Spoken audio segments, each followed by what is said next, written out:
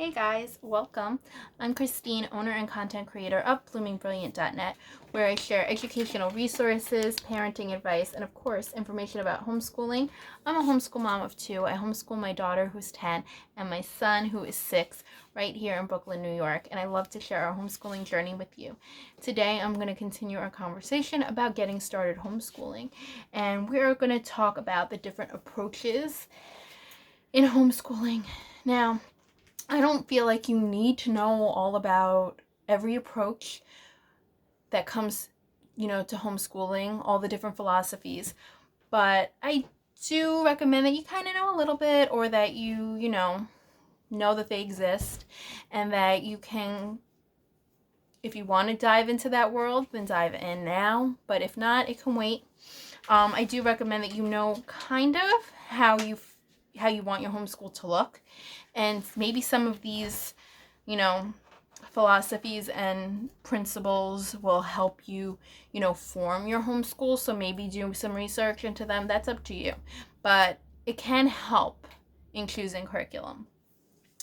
So I am going to discuss them a little bit.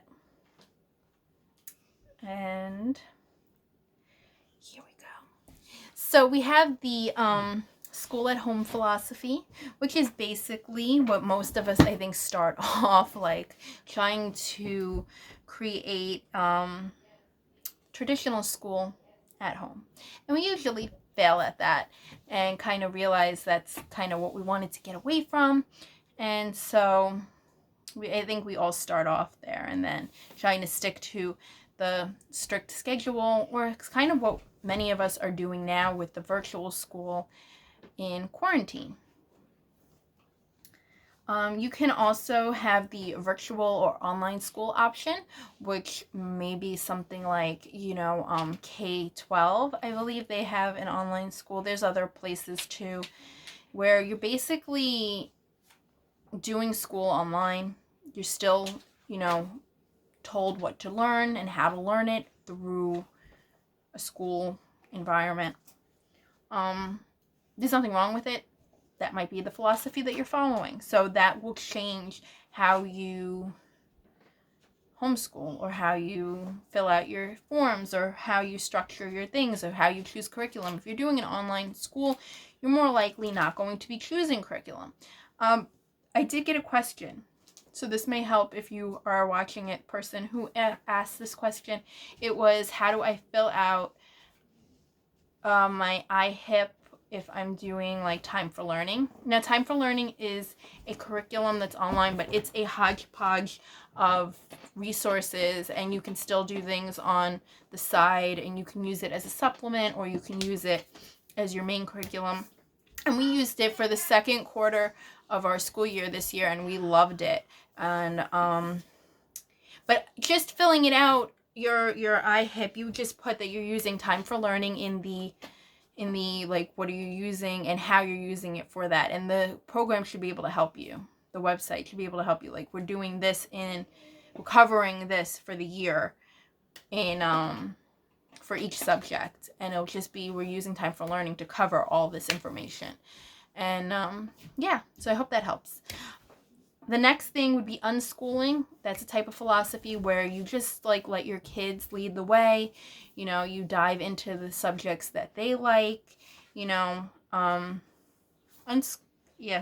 pretty much unschooling. I mean, I don't want to go in too deep with any of these philosophies. I do have it in the book, a little synopsis of each philosophy, which again you can purchase.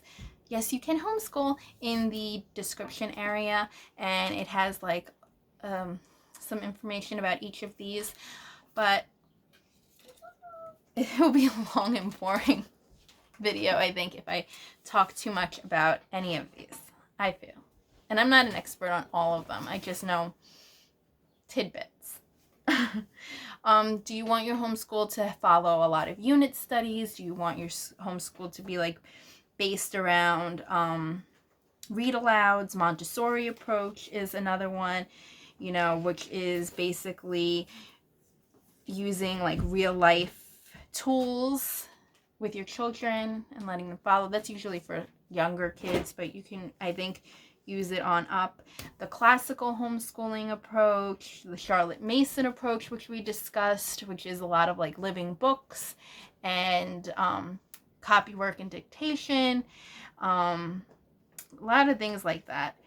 Relaxed homeschooling, which you don't stress too much about schedules or whether your children are hitting milestones. You may take like little bits of this stuff and, you know, you might be a little bit of everything, and that's more of an eclectic homeschooler, but something it will speak to you more than the rest. There's also the Waldorf approach to homeschooling, which focuses on 3 stages, I believe, of development, and music plays a significant role in that.